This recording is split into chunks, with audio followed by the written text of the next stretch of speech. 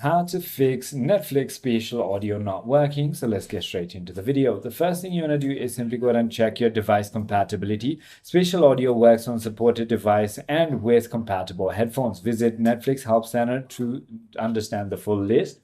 The other thing you want to do is simply go ahead and check your headphone and earbuds. So use compatible headphones or AirPods like AirPods Pro, AirPod Max, and also Sony or Bose headphones. You can simply make sure that they are connected properly. You can also go to iPhone or iPad settings and then accessibility and audio visual headphone accommodations and simply go ahead and enable spatial audio. If it still doesn't work, you might need to simply go ahead and update your Netflix application and your device, or disable any kind of VPN if you're using one. If you're using any kind of low power mode, turn that off. And if it still doesn't work, try reinstalling the application. I hope this video clarifies everything for you. If you have further more queries, feel free to comment down below and I'll see you on the next one.